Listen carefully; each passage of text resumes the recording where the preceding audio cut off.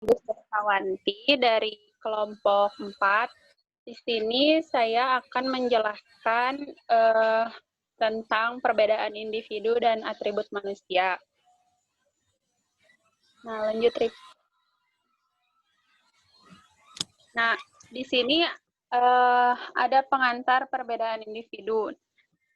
Perbedaan individu itu di antara orang-orang itu ada berbagai macam ya, ada berbagai atribut seperti kecerdasan, kepribadian, dan pengetahuan penting dalam memahami berbagai hasil penting secara sosial. Nah, pada tahun 1890, Kettle mengembangkan konsep tes mental sebagai cara untuk memetakan perbedaan ini. Karena pokok bahasan dalam penelitian ini adalah perbedaan, maka kajian tentang perbedaan dikenal dengan istilah psikologi diferensial.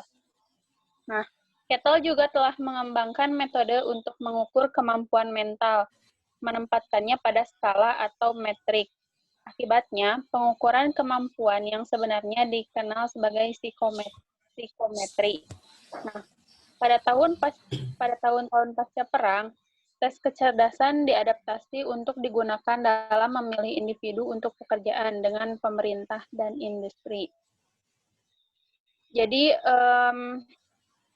istilah psikologi diferensial itu dipakai untuk mengkaji tentang perbedaan. Nah, kalau psikometri itu adalah pengukuran kemampuannya. Nah, lanjut, di sini ada pembahasan selanjutnya, psikologi diferensial, psikometri, dan psikologi IO. Lanjut, Rip.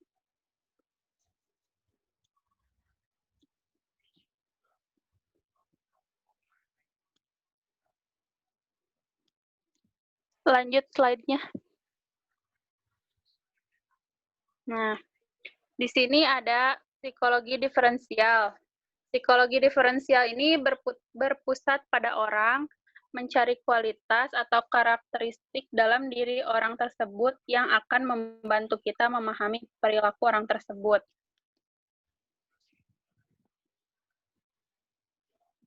Nah, lalu ada psikologi psikometri.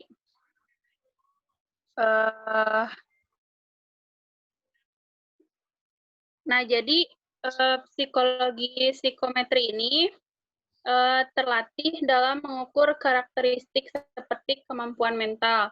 Nah, lalu di psikologi IO atau industri dan organisasi ini untuk memprediksi hal-hal yang seperti kesuksesan pekerjaan, kepuasan kerja, dan perilaku kerja yang kontraproduktif. Nah, di sini para psikolog mengkolaborasikan gitu, mengawinkan antara psikometri dan psikologi diferensial. Itu menurut menurut para psikolog itu hal yang bagus. Kenapa? Soalnya psikologi diferensial itu mengidentifikasi apa yang harus diukur, dan jika psikometri itu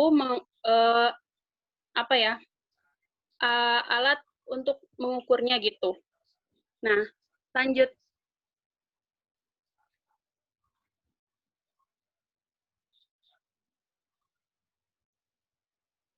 Nah, mengidentifikasi perbedaan individu. Nah, di sini harus ingat bahwa perilaku itu kompleks kan.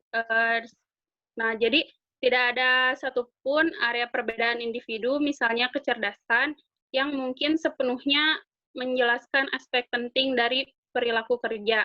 Nah, kita tidak dapat memisahkan kecerdasan individu itu dari kepribadian, pengetahuan, ataupun pengalamannya. Jadi, tidak bisa memukul rata tiap individu gitu.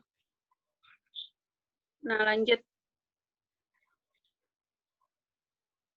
Varietas perbedaan individu. Nah, di sini 20 tahun terakhir ada seorang bernama siapa ya, lupa gitu ya. Nah, model geocentric ini cenderung untuk memahami dan memprediksi perilaku pekerja hanya dengan memeriksa G atau kemampuan mental umum. Nah, G itu uh, is, bukan singkatan, istilah dari kemampuan mental umum. Nah, selain kemampuan kognitif, psikolog kerja juga mempertimbangkan perbedaan individu gitu dalam kemampuan fisik, kepribadian, minat, pengetahuan, dan emosi. Nah, asumsinya yang mendasar psikologi I.O. dalam perbedaan individu itu ada 5. Yang pertama, kemampuan kognitif. Yang kedua, kepribadian. Yang ketiga, orientasi, nilai, dan minat. Yang keempat, pengetahuan. Dan yang kelima, emosi. Nah, lalu di sini ada atribut manusia. Atribut manusia ini ada beberapa kemampuan ya, yang tadi disebut. Pertama ini kemampuan kognitif. Nah, jadi intelijen itu atau kecerdasan itu sebagai G atau kemampuan mental umum ya. Nah, di sini kecerdasan dapat diartikan sebagai kemampuan untuk belajar dan beradaptasi dengan suatu lingkungan. Satu atau variasi lain dari definisi ini telah digunakan setidaknya sejak 1921. Jadi, kecerdasan ini kemampuan untuk belajar gitu dan beradaptasi.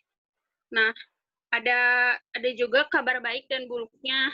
Kabar baiknya adalah mengenai G atau intelijensi gitu ya, kecerdasan. Nah, kemungkinan besar bahwa generasi kita itu lebih pintar daripada generasi orang tua kita. Dan tingkat G kita itu kemungkinan akan meningkat. Tapi kabar buruknya adalah seiring bertambahnya usia, jumlah perubahan akan semakin kecil. Jadi, kalau kita terus mengasahnya itu bisa meningkat, tapi kalau kita nggak mengasahnya gitu dan seiring bertambahnya umur, kita nggak akan bisa meningkat gitu. Nah, lalu di sini ada kemampuan khusus selain G gitu ya. Kemampuan khusus selain G ini ada beberapa tokoh gitu ya, Koenig, Buchner, dan Murling mengusulkan bahwa manusia seperti komputer dalam hal memori kerja. Nah, orang yang lebih banyak memori kerjanya lebih baik dalam menangani banyak tugas secara bersamaan atau multitasking. Jadi, ini kemampuan khusus selain G itu ya. Tapi karena kemampuan khusus ini tidak semua manusia, bukan semua pekerja ada memiliki kemampuan ini gitu. Lanjut. Kemampuan fisik, sensorik, dan psikomotorik. Nah, kemampuan fisik ini sudah jelas ya, seperti yang bersangkutan dengan ketegangan otot, kekuatan otot, daya tahan otot, dan stamina gitu. Jadi untuk bekerja secara fisik gitu. Lalu ada kemampuan sensorik. Kemampuan sensorik ini biasanya seperti fungsi indera gitu, indera penglihatan, sentuhan, pendengaran, rasa, penciuman, dan umpan balik kinestetik. Misalnya memperhatikan perubahan posisi tubuh. Nah, lalu ada yang ketiga yaitu kemampuan psikomotorik. Nah, psikomotorik ini adalah fungsi fisik dari gerakan berhubungan dengan koordinasi, ketangkasan, dan waktu reaksi. Juga disebut kemampuan motorik atau sensori motor. Lanjut. Nah, kepribadian dan perilaku kerja. Nah, di sini kepribadian dan perilaku kerja ini ada hubungan yang jelas gitu ya, antara aspek kepribadian dan berbagai perilaku kerja, baik produktif, misalnya prestasi kerja, dan produktif bersama, misalnya ketidakjujuran atau ketidakhadiran. Nah, psikologi I.O. ini yang mempelajari kepribadian menggunakan taksonomi berlabel 5 besar atau model 5 faktor. Nah, 5 faktornya itu yang ada di bawah itu ya, karakteristik faktornya. Yang pertama, conscientiousness, bertanggung jawab. bijaksana, gigih, terencana, berorientasi pada pencapaian. Nah, lalu yang kedua ada ekstra bersosialisasi, tegas, banyak bicara, ambisius, energik. Nah, lalu yang ketiga ada agreeableness, yaitu baik hati, kooperatif, percaya, menyenangkan, ramah. Nah, lalu yang keempat ada stabilitas emosi, aman, tenang, santai gitu ya. Terus yang kelima ada keterbukaan untuk mengalami penasaran, imajinatif, mandiri, dan kreatif gitu. Lalu yang terakhir ini ada atribut tambahan gitu ya. Beberapa psikolog menambahkan atribut-atribut selain yang tadi yang disebutkan. Di sini yang pertama ada keterampilan. Keterampilan ini tindakan yang dipraktikkan seperti menembak bola basket, menggunakan keyboard komputer, atau membujuk seseorang untuk memberi sesuatu. Jadi keterampilan ini sesuatu hal yang biasa kita harus latihan dulu gitu. Kalau ingin bisa menjadi mahir dalam sesuatu hal gitu. Nah, lalu yang kedua ada pengetahuan. Di sini pengetahuan itu kumpulan fakta dan informasi yang berbeda, tapi terkait tentang domain tertentu gitu. Itu diperoleh melalui pendidikan formal atau pelatihan atau dikumpulkan melalui pengalaman khusus. Jadi pengetahuan mah kayak kita belajar, terus dapat pengetahuan umum, dari pengalaman juga bisa didapat gitu ya. Nah, lalu yang ketiga ada kompetensi, yaitu kumpulan perilaku, biasanya dipelajari oleh pengalaman yang berperan penting dalam pencapaian hasil atau hasil organisasi yang diinginkan. Nah, lalu yang terakhir ada kecerdasan emosional. Nah, kecerdasan emosional ini jenis kecerdasan yang diusulkan berfokus pada kesadaran orang tentang emosi mereka sendiri dan orang lain. Jadi, bagaimana kita mengatur emosi kita dan menyikapi emosi orang lain. Mungkin seperti itu yang bisa saya jelaskan. Selebihnya dilanjut ke materi selanjutnya. Ya, baik. Terima kasih kami ucapkan kepada pemantik yang pertama, yaitu Saudari Rahmani yang telah memaparkan apa yang memang seharusnya disampaikan. Kalau teman-teman semuanya, kita lanjutkan untuk pemantik yang kedua, yaitu Saudari Rifa Putri Wiwitan. Ya, untuk pemantik yang kedua, waktu dan tempat disilahkan. Baik, terima kasih Ahyani. Di sini saya langsung saja ke pembahasan mengenai landasan penilaian dan prosedur penilaian. Yang pertama ada landasan penilaian. Ada tes. Apa itu tes? Di sini menurut Robert Guyon mendefinisikan tes sebagai prosedur objektif dan standar untuk mengukur konstruksi psikologis dengan menggunakan sampel perilaku. Jadi perusahaan mungkin tertarik pada sejumlah atribut pelamar yang berbeda di luar pengetahuan teknis, termasuk keterampilan komunikasi, karakteristik kepribadian, minat, meminta pelamar menyelesaikan tugas pengolah kata yang sebenarnya di tempat kerja atau memeriksa kredit pendidikan formal pelamar. Jadi tes ini tuh tes pelamar untuk masuk perusahaan. Selanjutnya ada skor tes. Di sini masih menurut Guyon mengemukakan istilah objektif dalam definisinya tentang sebuah tes mengartikan kuantifikasi semacam skor pada tes. Biasanya diberikan untuk menguji skor melalui proses yang dikenal sebagai norming. Norming itu berarti membandingkan skor dengan skor tes lain yang relevan. Di banyak tempat kerja membandingkan individu satu sama lain, jadi aturan yang digunakan untuk perbandingan ini harus jelas dan adil.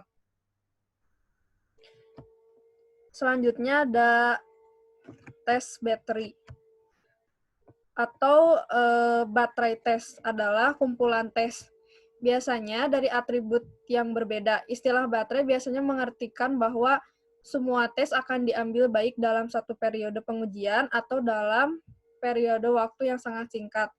Kumpulan tes baterai ini mencakup ukuran kemampuan kognitif, tes kepribadian, tes kemampuan fisik, dan tes minat kejuruan.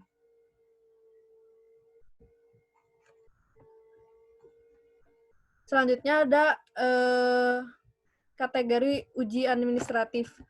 Maksudnya di sini tuh macam-macam tes yang ada untuk pelamar. Ada tes kecepatan versus daya. Ini maksudnya apa? Tes kecepatan, tes dengan batas waktu kaku dan menurut sebagian besar peserta tes tidak akan dapat menyelesaikan tes dalam waktu yang ditentukan. Penilaian profesional menemukan bahwa uji kecepatan menghasilkan variabilitas yang lebih besar di antara kandidat, memungkinkan prediksi yang lebih efektif, tetapi mereka membawa beberapa kerentanan. Yang paling jelas dari ini adalah apakah pekerjaan tersebut benar-benar membutuhkan kecepatan seperti itu untuk kinerja yang sukses. Beberapa pekerjaan memiliki tuntunan seperti itu, seperti tes potensial atau kemungkinan uji daya, uji tanpa batas waktu yang kaku, waktu yang cukup diberikan bagi mayoritas peserta tes untuk menyelesaikan semua soal tes. Lalu yang kedua ada tes kelompok versus individu. Maksudnya di sini, tes kelompok itu tes yang dapat diberikan kepada sekelompok besar individu. Seringkali bermanfaat dalam mengurangi biaya baik waktu maupun uang untuk menguji banyak pelamar. Contohnya seperti tes kelompok dalam seleksi perwira atau polisi. Selanjutnya, apa bedanya dengan tes individu? Kalau tes individu itu yang diberikan hanya untuk individu. Contohnya termasuk wawancara, tes koordinasi penilaian terperinci dari kandidat untuk posisi eksekutif tingkat yang tinggi berdasarkan wawancara. Contoh pekerjaan dan tes kepribadian yang diberikan secara individu. Tes individu juga seringkali lebih tepat ketika pemberi kerja ingin menilai gaya pemecahan masalah seorang kandidat daripada produk sederhana dari proses pemecahan masalah. Format pengujian individu juga sesuai ketika penguji perlu membangun hubungan antar pribadi dengan peserta tes. Yang terakhir ada kertas dan pensil versus tes kinerja. Maksudnya itu uji kertas dan pensil salah satu bentuk pengujian yang paling umum yang tidak memerlukan manipulasi objek selain instrumen yang digunakan untuk merespon. Contohnya, dalam versi modern dari tes kertas dan pensil mungkin adalah tes dalam komputer di mana tombol dan mouse digunakan hanya untuk memilih jawaban yang benar atau menghasilkan jawaban naratif untuk sebuah pertanyaan. Tes kinerja, tes yang mengharuskan individu untuk membuat respon dengan memanipulasi objek fisik atau peralatan tertentu. Penilaian dengan berbagai macam tugas dan situasi di mana peserta tes diminta untuk mendemonstrasikan pemahaman dan mengaplikasikan pengetahuan yang mendalam serta keterampilan di dalam berbagai macam konteks. Contohnya, mungkin tes yang diberikan kepada kandidat untuk posisi kebersihan gigi. Di sini, kandidat mungkin diminta untuk menyiapkan nampan untuk membersihkan gigi, menyiapkan jarum suntik untuk diberikan kepada dokter gigi, atau untuk menyiapkan cetakan untuk mengambil cetakan dari deretan gigi. Dalam hal ini, keterampilan calon pelamar dalam melaksanakan tugas-tugas tersebut mungkin sama pentingnya dengan pengetahuannya tentang bagaimana melakukan tindakan tersebut. Selanjutnya ada prosedur penilaian.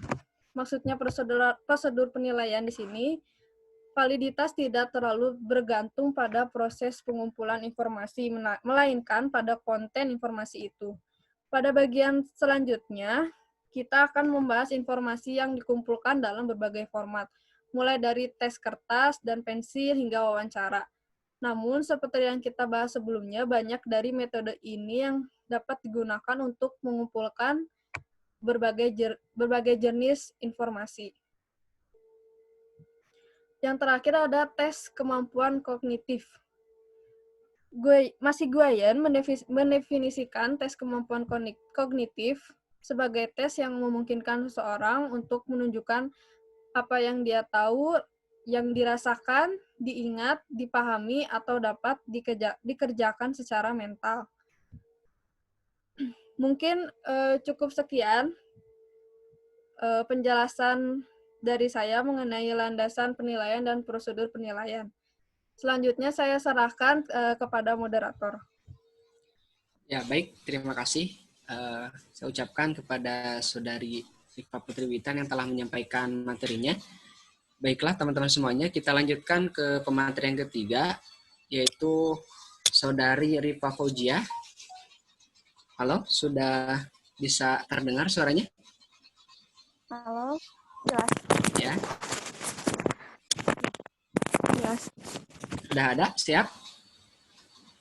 Siap. Ya, videonya belum kelihatan nih.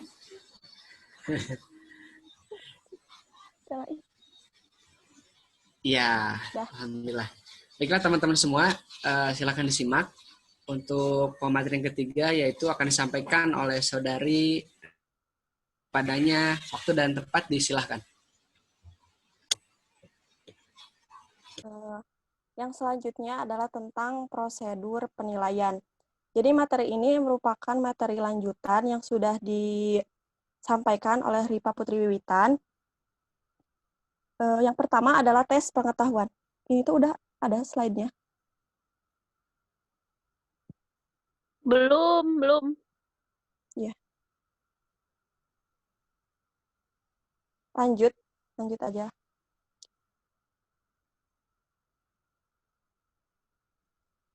Lanjut ya. Udah ada? Nah, udah. Oke. Yang pertama tentang tes pengetahuan. Jadi tes pengetahuan ini dilakukan untuk menilai sejauh mana Anda mengetahui materi kursus.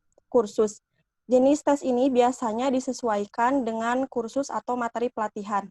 Kan biasanya sebelum seseorang diangkat menjadi karyawan, harus mengikuti dulu training atau uji coba dalam beberapa pekan. Jadi tes ini untuk menguji apakah kita menguasai materi tentang pekerjaan yang akan kita geluti atau tidak. Contohnya, ketika kita akan menjadi seorang dokter, maka tes pengetahuan ini berisi tentang materi kedokteran. Tes ini berfungsi untuk apakah kita mengetahui atau menguasai materi tentang kedokteran tersebut atau tidak. Selanjutnya, yaitu tes kemampuan fisik. Jadi tes kemampuan fisik adalah tes yang menilai kinerja atau calon karyawan dari gerakan berhubungan dengan koordinasi, ketangkasan, dan waktu reaksi. Tes ini juga disebut dengan tes kemampuan motorik atau sensorik. Tes ini biasanya digunakan untuk memprediksi keberhasilan pekerjaan untuk pekerjaan yang menuntut kemampuan fisik. Contohnya yaitu tes yang sering digunakan untuk menilai kemampuan fisik seorang pemadam kebakaran. Jadi terdiri dari beberapa acara untuk melakukan tes ini. Acara tersebut masing-masing membutuhkan kemampuan fisik dari calon karyawan tersebut. Hal ini dilakukan untuk mengetahui apakah kemampuan fisik seseorang tersebut bisa menunjang terhadap pekerjaannya atau tidak. Yang selanjutnya yaitu tes kepribadian. Landasan awal dari pengujian kepribadian ini difokuskan pada identifikasi kepribadian abnormal dan bukti kematangan psikopatologi atau penyakit mental. Jadi penggunaan pengujian kepribadian ini tujuannya adalah agar untuk menyaring karyawan yang berpotensi memiliki masalah. Tes ini dilakukan untuk menghindari terjadinya sumber masalah yang akan terjadi di kemudian hari, di mana masalah tersebut bisa sangat merugikan bagi pihak perusahaan atau instansi yang berkaitan dengan karyawan tersebut. Selanjutnya yaitu pengujian integritas. Pengujian integritas berarti pengujian kejujuran. Tetapi integritas dikembangkan untuk memprediksi siapa yang mungkin bertindak tidak jujur di masa depan daripada siapa yang bertanggung jawab atas tindakan kontraproduktif. Biasanya tes ini dilakukan untuk mengetahui apakah calon karyawan ini bermasalah di tempat kerja sebelumnya ataupun untuk mengurangi resiko pencurian di tempat kerja. Tes integritas terbagi menjadi dua, yaitu tes integritas terbuka dan tes integritas berbasis kepribadian tes. Tes yang terbuka ini menanyakan pertanyaan secara langsung tentang perilaku kejujuran karyawan di masa lalu sebagai sikap terhadap berbagai perilaku menyimpang karyawan. Jadi contoh pertanyaannya itu, misalnya tidak ada salahnya berbohong jika tidak ada yang dirugikan, benar atau salah.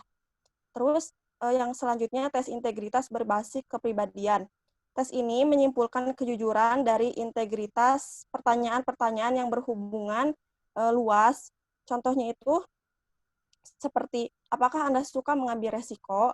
Jadi dari pertanyaan ini tuh jika jawabannya benar, maka akan disimpulkan bahwa karyawan tersebut merupakan calon karyawan yang bertanggung jawab. Begitupun sebaliknya.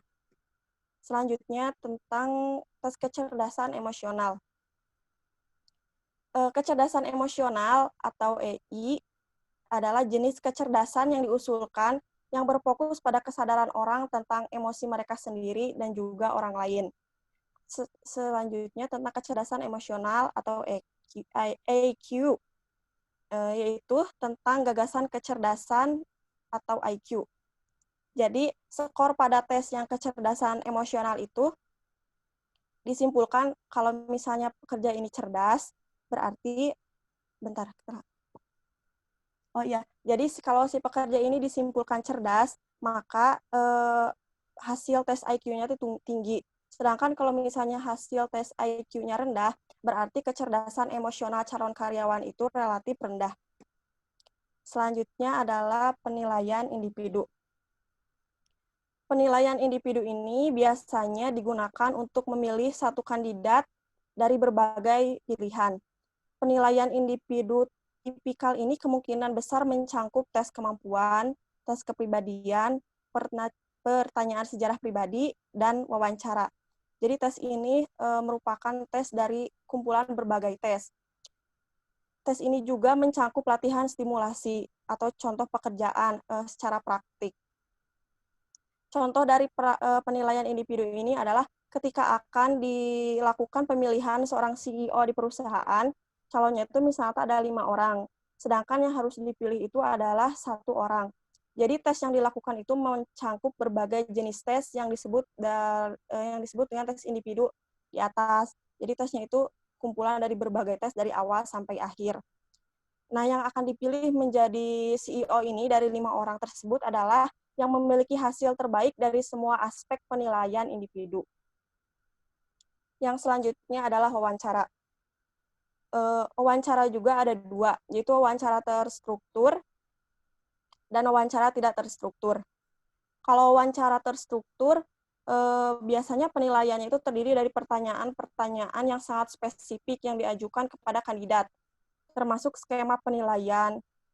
Itu juga dibuat secara ketat dan garis besarnya itu secara terinci. Wawancara ini biasanya dilakukan untuk seseorang yang akan menduduki jabatan tinggi seperti seorang CEO. Jadi pertanyaannya itu terpusat kepada bagaimana saham, bagaimana menjadi seorang CEO.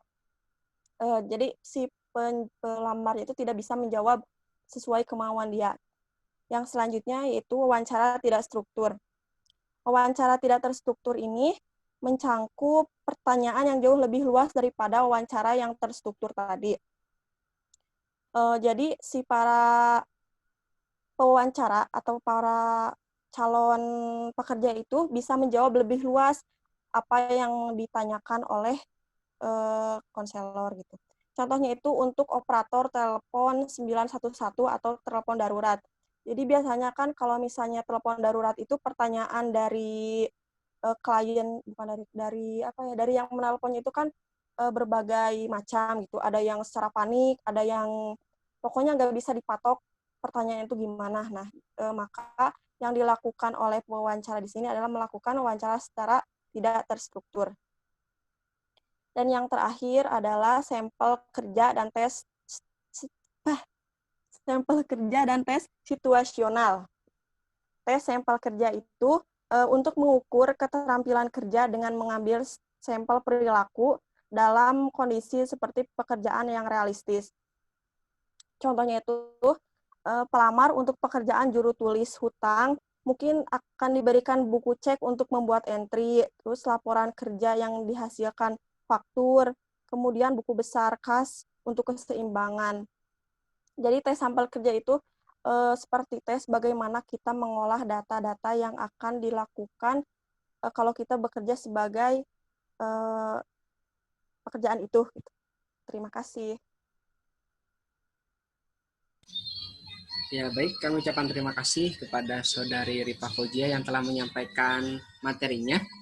Dan langsung saja kita lanjutkan ke pemateri yang terakhir ataupun yang keempat yang akan disampaikan oleh Saudari Rani Meliawati.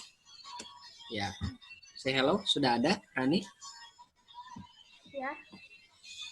Ya, kedengeran nggak?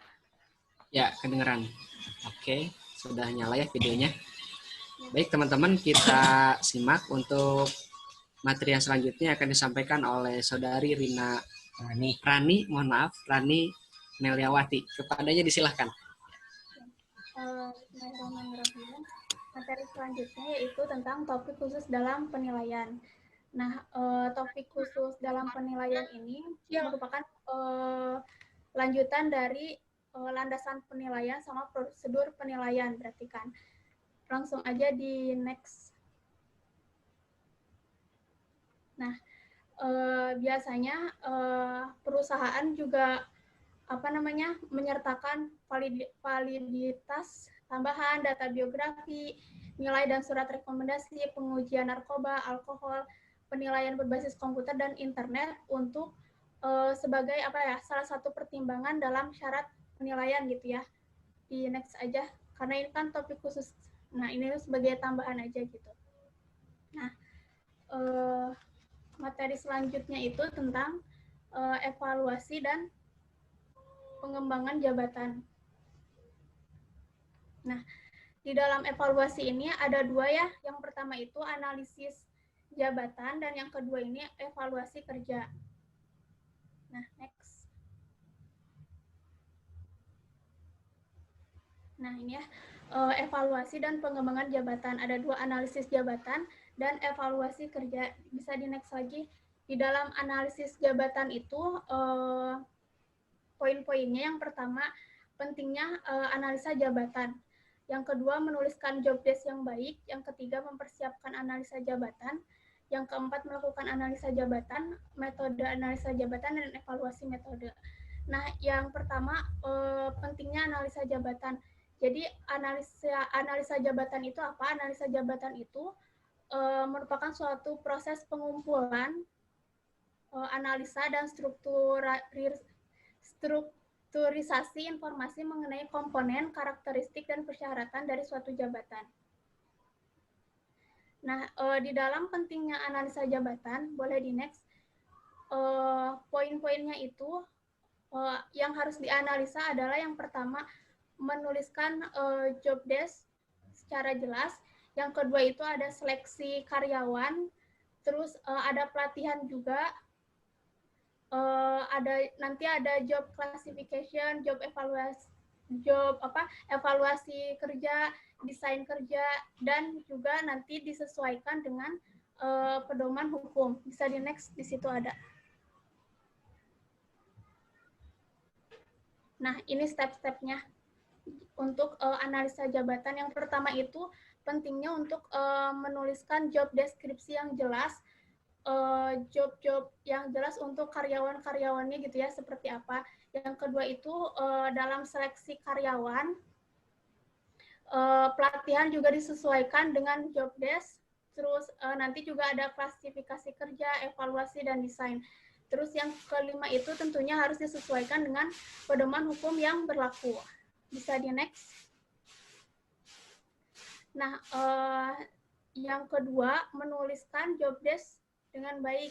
apa aja sih yang harus ditulis gitu ya di job desk ini secara rinci. Yang pertama itu harus ada judul, ringkasan singkat tentang job desk-nya itu seperti apa, terus aktivitas kerjanya ngapain, konten kerjanya gimana, performa kerja, informasi kompensasi, dan kompetensi kerja atau skill yang harus dimiliki gitu ya bagi kerja. Misalnya job desk untuk manajer keuangan misalnya judulnya itu.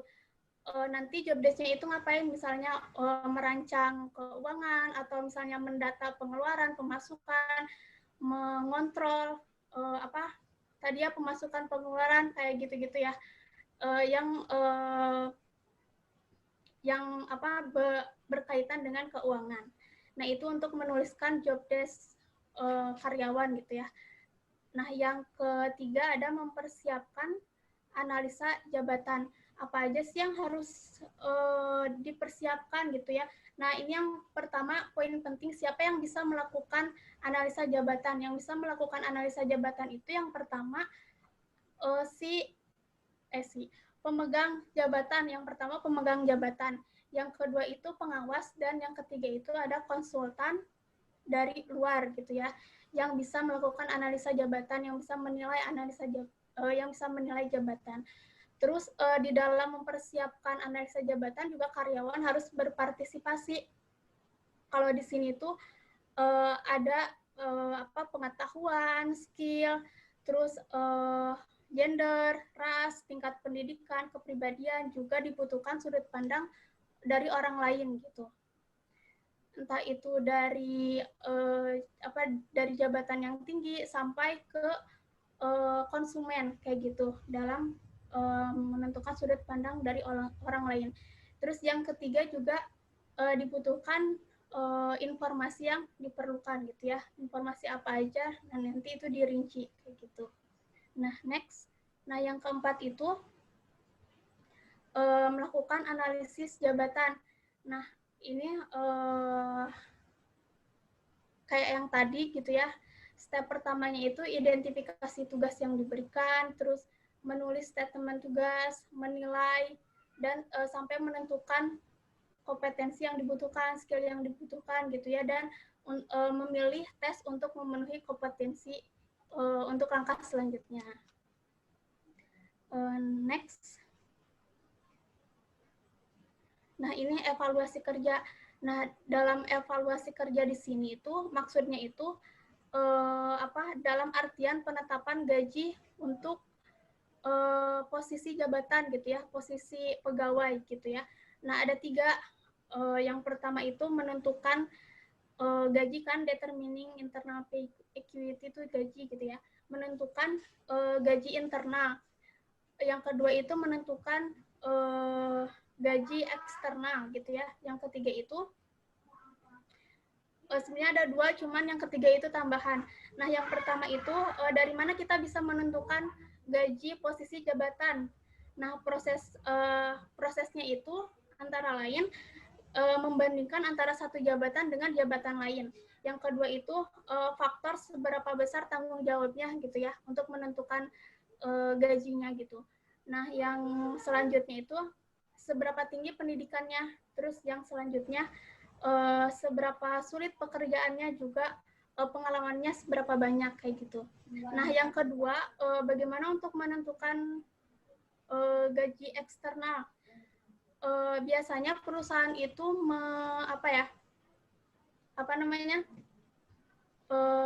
menugaskan salah satu karyawannya atau beberapa karyawan untuk menyurvei ke perusahaan lain untuk melihat jabatan ini biasanya gajinya berapa gitu. Jadi disurvei gitu di perusahaan lain itu kayak gimana sih pengaturan gajinya kayak gitu. Itu untuk proses menentukan gitu ya. Nah, yang ketiga ini gender dan ras. Nah, kalau misalnya biasanya di dalam perusahaan itu tidak mengenal gender dan ras, jadi mau perempuan mau laki-laki itu sama aja gitu. Jadi tidak memandang misalnya laki-laki lebih besar gajinya dari perempuan, tapi itu tergantung dari jabatannya gitu. Kayak gitu. Nah, mungkin itu aja yang bisa dipaparkan mengenai evaluasi dan pengembangan jabatan. Selanjutnya diserahkan lagi ke moderator. Ya, baik. Terima kasih kami ucapkan kepada Saudari Rani Melewati yang telah menyampaikan materinya. Dan tak lupa saya ucapkan terima kasih juga kepada seluruh pemateri pada sore hari ini yang sangat luar biasa dalam penyampaian materinya. Dan untuk sesi selanjutnya, teman-teman, kita buka untuk sesi diskusi.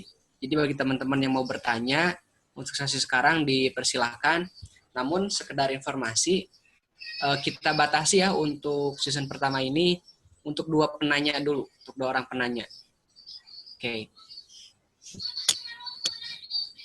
Silakan kalau misalkan ada yang mau bertanya, boleh langsung nyalakan mikrofonnya dan nyalakan videonya juga.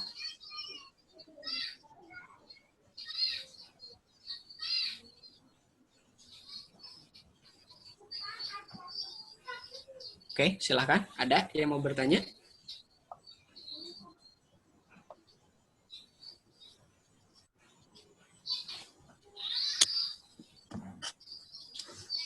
Ayo, siapa yang mau bertanya? Silakan.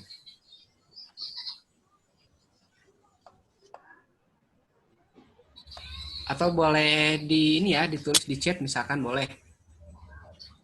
Kalau sekiranya kurang berkenan untuk bertanya langsung.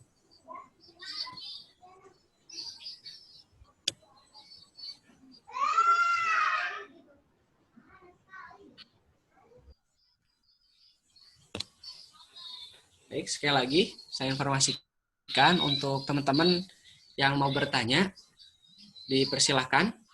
Dan untuk season yang sekarang, kita batasi untuk 2 orang penanya terlebih dahulu. Ya, silakan. Oke, kalau misalkan tidak berkenan ataupun kurang berkenan untuk bertanya langsung, kenankan untuk bertanya lewat chat ya. Ataupun boleh ditulis di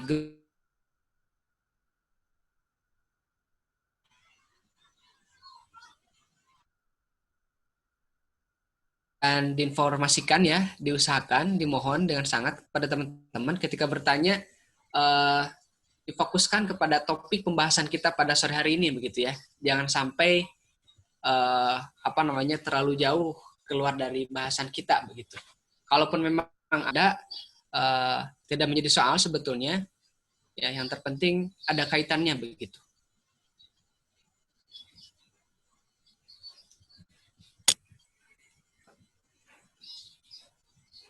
Baik, untuk yang kesekian kalinya ya, saya tanya kepada teman-teman, bagi yang mau bertanya dipersilahkan. Oke. Mau nanya apa ya, bingung. Nggak Ya, ada boleh. pertanyaan. Silahkan.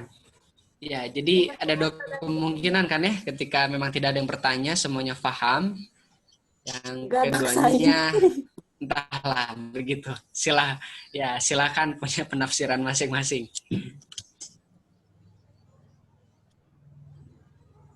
Ya, Materi ini kita luar biasa. masih punya waktu teman-teman dan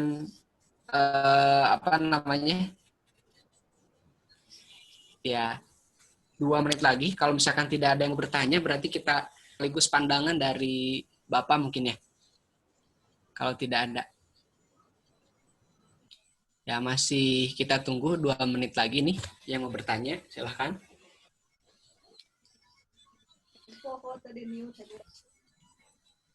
Ya.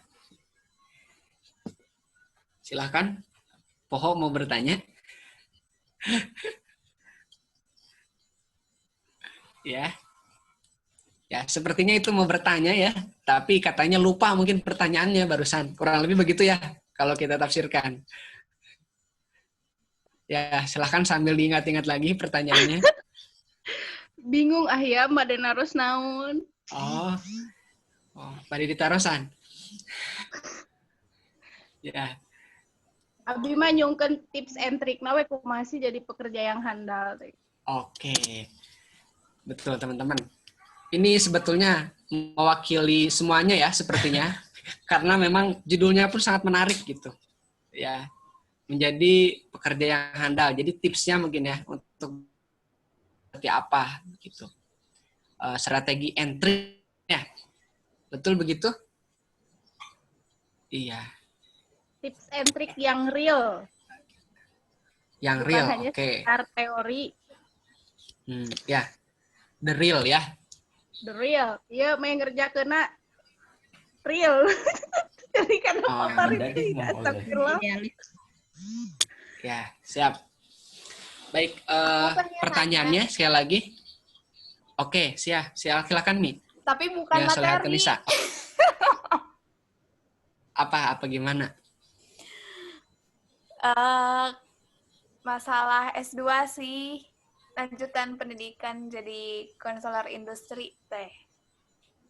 Pengen nanya aja gitu. Kan kita kalau misalkan mau ambil akta fokus ke pendidikan kan kata Bu Lilis tuh harus sekolah lagi 2 tahun.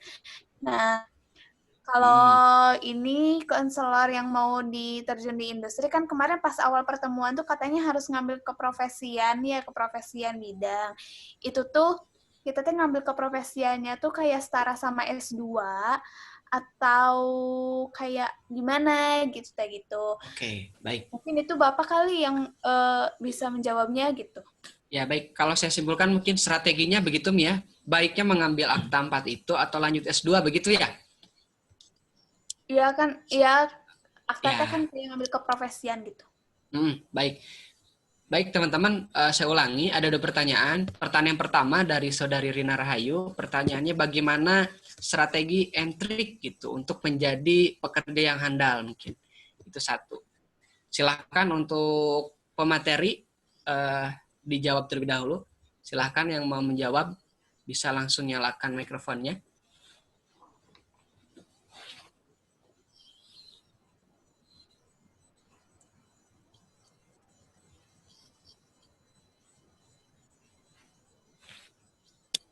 Ya, halo, ada? Silahkan yang mau menjawab dari keempat pemateri.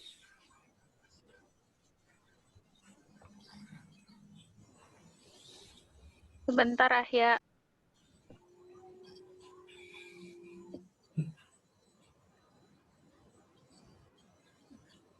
Ya.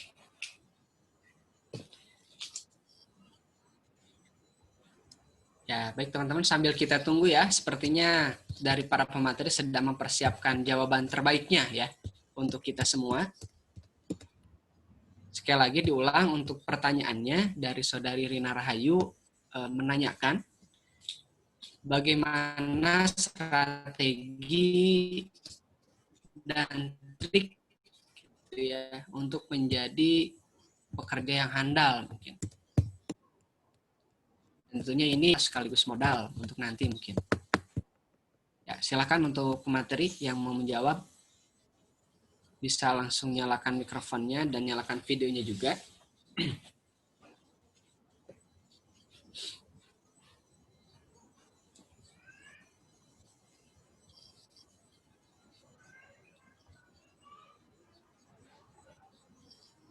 Oke, ada yang mau menjawab?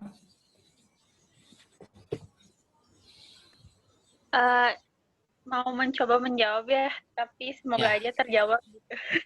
Ya, siap. Boleh. Silakan.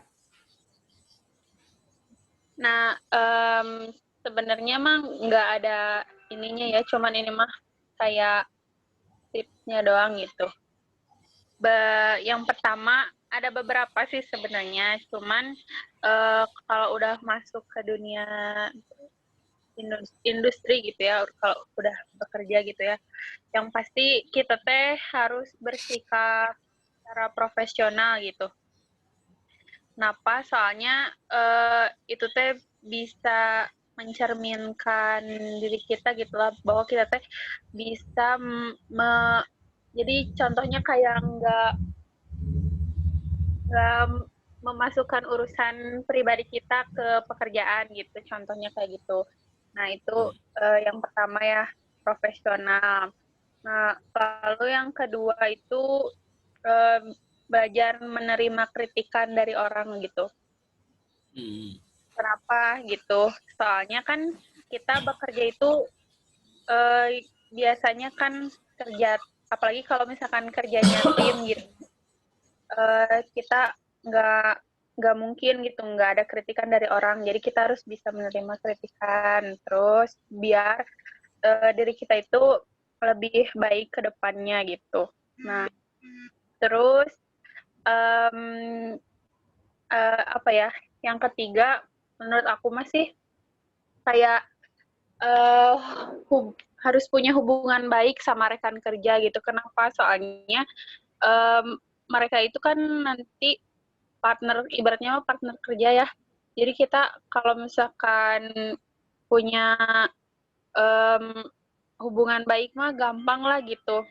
Kalau kita udah jelek hubungannya dengan mereka kan kayak jadi susah gitu ya, pikiran teh negatif wae, terus males kerjanya gitu. Nah, lalu ada jadi apa ya? Apalagi ya? Kalau misalkan, oh iya satu lagi, kalau misalkan lagi kerja gitu ya, ini mah kan cewek-cewek gitu, apalagi biasanya senangnya ngobrol gitu ya. Nah, sebisa mungkin dalam dunia kerja gitu ya, maksimalin dulu kerjaannya. Kalau emang udah beres, baru boleh ngobrol-ngobrol gitu. Kayak kalau cewek-cewek mah geningannya kayak gitu, suka ngobrol. Nah, kalau lagi kerja mah diusahakan kerjanya itu selesaikan dulu, prioritaskan lah gitu. Jadi jangan ngegosip dulu gitu. Mungkin tips dari saya seperti itu. Ya, baik. Terima kasih kepada pemateri kita, Saudari Rahmani, yang telah menjawab pertanyaan dari Saudari Rina Rahayu. Ya, tadi bagaimana sudah terjawab, Saudari Rina? Ataukah masih merasa penasaran? Cukup. Cukup, ya. Baik, terima kasih. Nanti bisa diperjelas oleh Bapak. Oke, siap.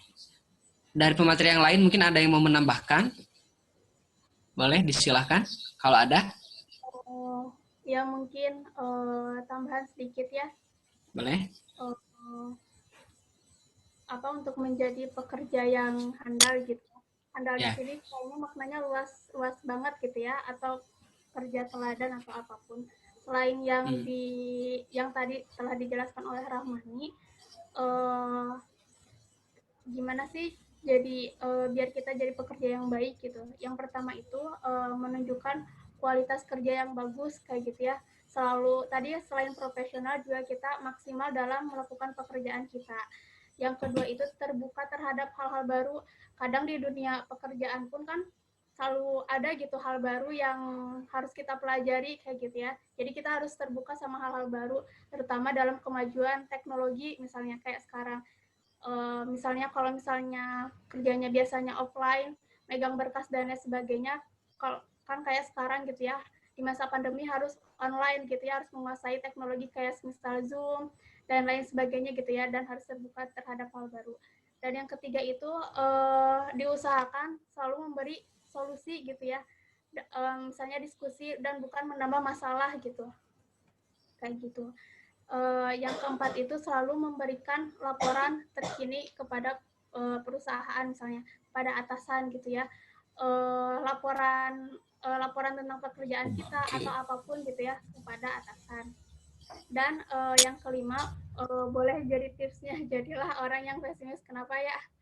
Jadilah orang yang pesimis, jadilah orang yang selalu optimis gitu ya dalam melakukan pekerjaan apapun. Mungkin itu tambahannya. Ya, baik. Terima kasih untuk Saudari Rani selaku pemateri pada sore ini telah menambahkan. Sepertinya cukup sangat jelas ya untuk Saudari Rina untuk jawabannya. Ya, baik teman-teman, kita lanjutkan. Tadi ada pertanyaan kedua dari Saudari Mia Solehatunisa. Kurang lebih pertanyaannya bagaimana mungkin strateginya ketika nanti pasca S1 gitu, apakah melanjutkan ketika memang proyeksinya kita ingin bekerjanya di dunia pendidikan, mungkin kurang lebih demikian. apakah harus mengambil akta 4 untuk legalitas itu, apakah mau melanjutkan, apakah harus melanjutkan S2 dulu, mungkin seperti itu. Ya, kalau ada yang mau menjawab silahkan untuk pemateri.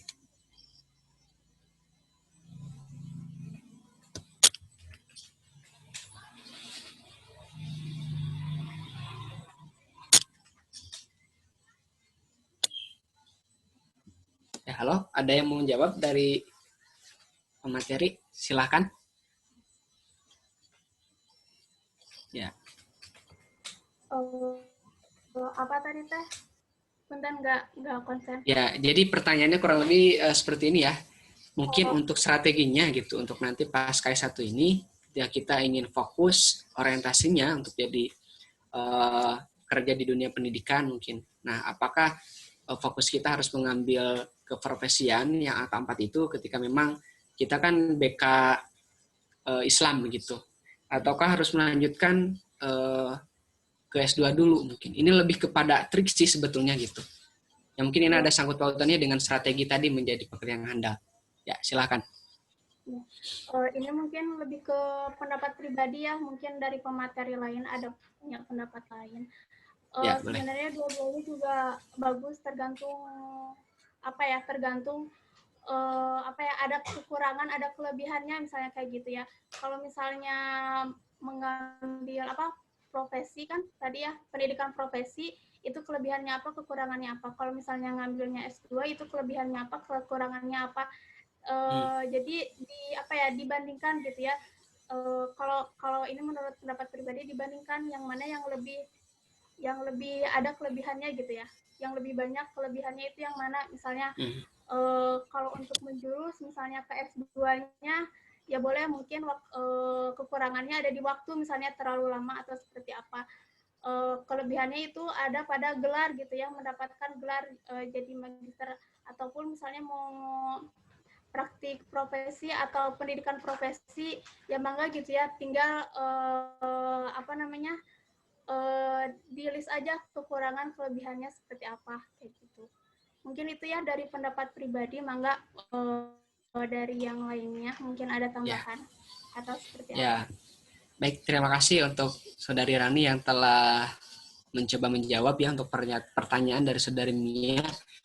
Dan saya konfirmasi lagi untuk Saudari Mia, bagaimana untuk jawaban tersebut yang barusan? Sudah sedikit tergambar ataupun sudah ada sedikit banyaknya jawaban begitu? Ya, udah dapat pencerahan. Ya, siap. Alhamdulillah ya. Ya. Baik, terima kasih sekali lagi kami ucapkan untuk kedua penanya yang telah berkenan untuk bertanya. Oke teman-teman, karena kita dibatasi oleh durasi ya, dan untuk waktunya kurang lebih beberapa belas menit lagi. Oleh karenanya untuk sesi yang terakhir itu berupa tanggapan sekaligus pandangan dari Bapak Sugandi Miharja PhD selaku dosen pengampu mata kuliah BK Industri. Ya. Assalamualaikum Bapak.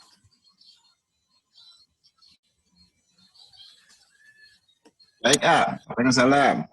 Ya Bapak, dipersilahkan Bapak untuk memberikan sedikit banyaknya pandangan kemudian tanggapan terkait dengan diskusi kita pada sore hari ini Pak.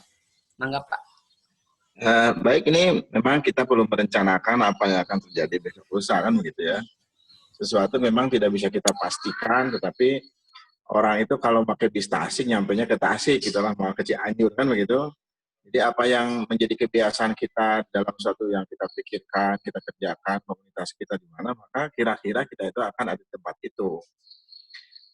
Misalnya anak ini sehari-hari ketemu dengan orang panti kan gitu, bicarakan itu, ingin menolong orang, ingin menjadi bagian dari solusi orang, ya kira-kira pekerjaannya di wilayah sosial. Tapi ketika kita ini sehari-hari berbuat dengan buku ya, sehari baca 10 buku, bahasa Inggris, bahasa Arab, bahasa Jerman, ya, filsafat, apa namanya, ya kira-kira ia bakal skolastik ya kan dikenal lah kira-kira ya, akan bergulat dengan ilmu.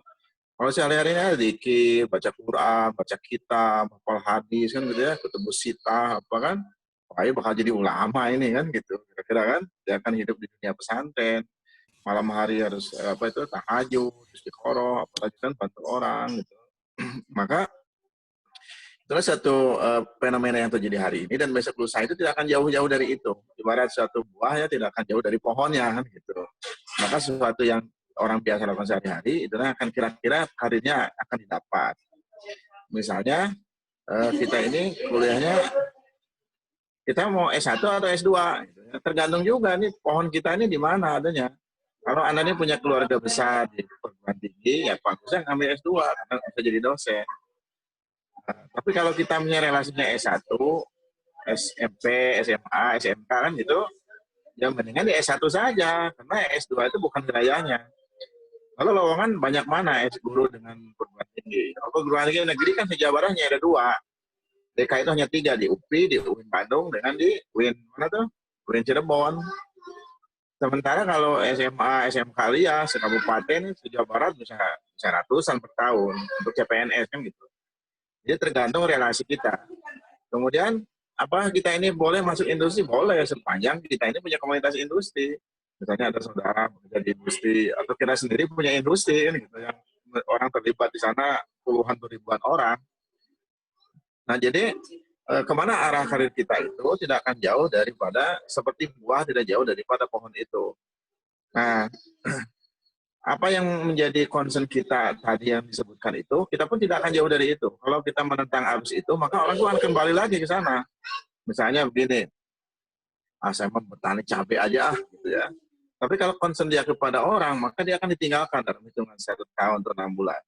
Begitupun ketika orang itu bergulat dengan ilmu sosial, sementara dia itu arahnya kepada keilmuan, maka dia akan lebih banyak baca kitab, baca hadis, baca Quran, apa itu, tarjim gitu ya, tafsir, akan ke sana arahnya. Jadi akan kembali kepada genetik daripada orang itu. Nah, itu kesehari-harian. Nah, kemudian nanti ada aspek potensial dalam diri orang itu. Nah, maka untuk mengetahui aspek potensial ini biasanya dilakukan psikotes. Nah, psikotes itu untuk PNS ada, untuk industri ada, ya kan? Untuk S2 juga ada, untuk beasiswa ada. Misalnya untuk S2 LPDP itu disyaratkan dapat skor IELTS 5,5 atau TOEFL 500. Kemudian nanti ada tes potensi akademik namanya kan diselenggarakan oleh Bappenas, minimal skornya 550 untuk mendapatkan beasiswa internal dari universitas itu. Nah, terutama untuk perguruan tinggi 10 terbaik. Ya biasa seperti misalnya di mana di UGM, misalnya kan di UI gitu, ITB, mereka mensyaratkan ada tes potensi akademik itu, panitianya di sana, penyelenggaranya orang Bappenas, termasuk untuk beasiswa. Nah, itu untuk S2. Kemudian, apakah kita ini kalau S2 bisa jadi guru? Bisa, cuman ijazah S2-nya tidak berlaku, yang berlaku S1-nya. Berapa kuota S1 untuk guru? Nah, itu kalau untuk CPNS tahun kemarin itu kira-kira 6 orang. Pendaftarnya sedikit, hanya 600. Jadi 1 berbanding 100 kuotanya, perbandingannya. Untuk guru. Tapi untuk tahun sebelumnya ada sampai 20 orang. Jadi kalau BK umum, nah itu kuotanya kira-kira 6 per kabupaten kota kali 20, sekitar 120. Lebih banyak yang BK pendidikan. Nah, kemudian tadi ada pertanyaan, kalau kita ke industri gimana caranya gitu ya. Jadi jangan jauh-jauh itu, kita punya komunitas apa di mereka. Nah, kita akan masuk ke sana. Dan sebelum kita menjadi orang penting, tentu kita menjadi staff dulu kan, gitu, menjadi apa tuh, seperti magang dulu. Dari proses magang itulah kemudian kita sendiri akan menjiwai itu, mereka juga akan percaya kepada kita, sampai kita masuk ke dalam komunitas itu. Begitu dalam proses uji coba itu kita menentang bisingan mesin, menentang apa itu, mentalitas orang yang stres, dikejar target macam-macam, kita sendiri akan mundur dan orang-orang pun akan tidak percaya kepada kita. Nah itu kan, jadi aspek ini untuk semua orang mengerti, nanti ada tes itu. Itu tes yang S2 tadi kita sebutkan. Kalau yang tes CPNS biasanya ada, pertama ada tes kecerdasan, namanya mereka ada namanya lain, ada tes kesadaran hukum biasanya kan, misalnya perundang-undangan baru, termasuk undang-undang hak cipta sekarang ini, tuh mereka akan tanyakan. Dan ada tes-tes ya, apa tuh yang bersifat kebangsaan. Misalnya kalau dalam kondisi genting mana yang Anda selamatkan, pekerjaan atau anak sendiri, ya kan? Gitu. Kalau Anda milih anak sendiri ya selesai atau mulai terima ya harusnya bangsa dulu itu diutamakan misalnya. Nah itu untuk pekerjaan CPNS. Kalau untuk pekerjaan lain, misalnya guru yayasan, gitu, yang ditanya itu ketangguhan dalam mencapai target pendidikan yang ditetapkan yayasan dengan kondisinya serba minim. Tapi orang mesti survival dalam kondisi itu. Ya, survival itu misalnya dalam waktu 24 jam, ya kan, ibadah yang terus menerus, pengabdian yang tiada henti, dan ujungnya yang berbatas. Sampai kapan ini pengabdian harus dilakukan? Ya, sampai orang itu meninggal. Yang disebut dengan husnul khotimah dalam konsistensi melakukan pekerjaan sosial itu. Nah, ini kan aspek-aspek yang orang itu kalau sudah ketemu jalannya, maka sampai akhir hayat akan melakukan itu, walaupun dia sudah pensiun. Nah, demikian pun kalau orang belum ketemu, hari ini belum ketemu, tahun depan, sampai meninggal pun tidak ketemu, gitu ya. Apa yang menjadi concern dia sendiri. Saya sudah sharekan itu bahannya ada di WhatsApp group ya. Ada 4 tipe personality dalam diri orang. Yang pertama ada D, itu dominan, kan? Kemudian ada S, fitness, influence, I, influence, S, fitness, dan ada C ya. Dari ISC. Nah, 3 tipe ini akan mempengaruhi orang pada banyak hal. Dan itu mudah diidentifikasi dan mudah akan menentukan orang itu akan memilih aspek mana dan dia zaman di bidang apa.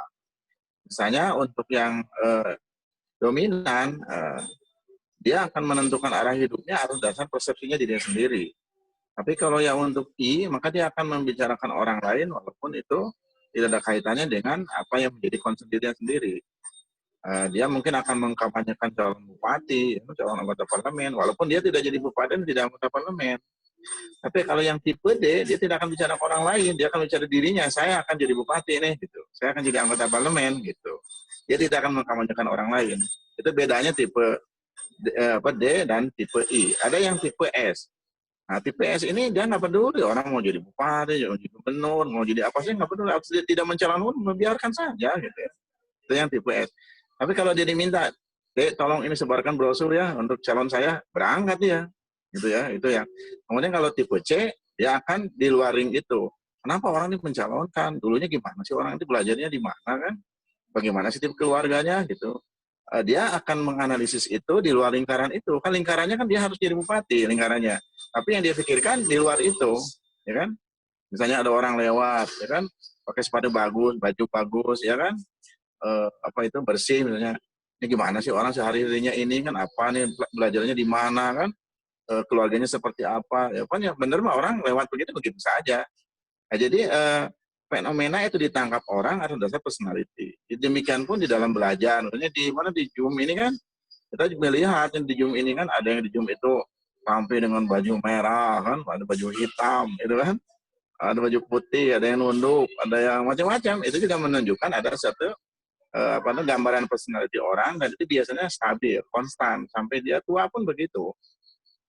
Dan mungkin juga diturunkan, karena dia pun begitu tidak jauh-jauh daripada gen atasnya kan, ada yang resesif dominan. Nah, terus kalau kita memilih profesi, yang mana itu ya, sebetulnya secara formal dari BK ini belum ada profesi yang bersambungan gitu. Kalau psikologi kan ada psikolog, kalau akuntansi akuntan, ya kan, apalagi apoteker. Nah, kalau BK pendidikan kan ada namanya konselor. Nah, kalau BK ini belum ada, tapi ini memang sedang dirancang di asosiasi, sedang akan diluncurkan. Tapi kemudian kalau itu diluncurkan, apakah berdampak tidak kepada kesempatan pekerjaan? Ini kan suatu tantangan yang tidak mudah kita menjawabnya, karena nanti perlu pengakuan negara, pengakuan masyarakat kan gitu. Dan kiprah-kiprah nyata yang itu orang merasa tertolong, terbantu kan gitu. Maka ini diperlukan suatu perjalanan yang sangat panjang, termasuk pohon ilmunya sendiri. Kalau Anda klik konseling di dalam SJL kan, SJL itu apa? Set Journal Ranking Dunia itu nggak muncul konseling. Yang muncul kan ilmu sosial. Nah, misalnya baru kemudian ada psikologi atau education, di bawahnya baru ada konseling. Jadi konseling itu kira-kira incu buyut lah, anak incu lah kira-kira gitu ya, anaknya cucu gitu. Jadi itu satu unit ilmu yang masih kecil, konselingnya sendiri masih kecil. Apalagi kalau Anda nyari apa tuh penyuluhan, itu nggak ketemu. Walaupun di bahasa Inggris kan nggak ketemu. Guidance sekalipun nggak ketemu, nggak ada. Jadi dari cucu, dari buyut pun nggak ketemu kesananya. Kalau kita pakai SJR, pohon ilmu dunia. Nah, itu kan menunjukkan bahwa profesi pun kira-kira seperti itu. Jadi, kenapa ini tidak muncul? Karena manfaatnya tidak dirasakan orang. Jadi, kenapa ini muncul? Karena tautan ilmunya pun belum terbentuk secara utuh, kira-kira begitu.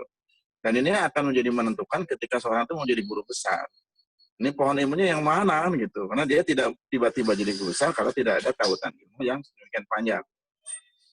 Jurnal-jurnal internasional itu yang Q1, Q2 apa itu? Mereka itu didirikan tahun 1815, 1813, 1817. Di kita ini 2017, selisihnya berapa? 200 tahun selisihnya jurnal mereka dengan jurnal kita. Nah, di kita ini di BKI misalnya didirikan 2013, 2014, itu kan 200 tahun bedanya. Nah, maka dengan demikian kita mesti realistis menempatkan diri kita dalam ilmu itu, menempatkan diri kita di dalam profesi, menempatkan diri kita dalam keluarga kita, dan menempatkan diri kita di mana kita berada. So, kita ngomong beda dengan di negara maju, dengan di negara bersahaja seperti Indonesia kan gitu. Saya kebetulan pernah pergi ke beberapa negara, memang berbeda. Kita ini harus diakui saja, tinggal di Garut yang di kampung misalnya kan, gitu yang hijau, beda dengan situasi di Jakarta yang ingat-ingat. Demikian pun Indonesia yang kampung luas itu berbeda dengan tempat orang yang kesana kemarin mudah, fasilitasnya dibantu banyak hal gitu. Nah, jadi pertanyaan-pertanyaan tadi itu coba digambarkan di dalam CV, kurikulum PT ya. Nah, Anda tuh siapa, sekolah di mana kan, pengalaman Indonesia jadi apa, di mana saja ikutannya kan, kemampuan bahasa, kemampuan apa itu, komunikasi, kemampuan komputer, kemampuan DLP, misalnya kan Visual Basic, CorelDRAW, apa itu, nah yang itulah yang dipakai sekarang, termasuk misalnya bisa website tidak kan gitu, bisa bahasa pemrograman tidak misalnya kan, itu dibutuhkan orang dalam konteks industri 4.0. Kalau kita masih belum itu, daripada anak pilih S2 yang kemudian pasar perguruan tinggi untuk menjadi CPNS di sana tidak ketemu ya, tidak ada linknya, lebih baik saya memilih kursus-kursus yang itu dibutuhkan semua orang, dan itu menjadi sangat menentukan posisi kita di dalam berbisnis maupun di dalam berkarir, masuk ke dalam inti kekuasaan gitu. Ini penentu kebijakan, kira-kira begitu ya.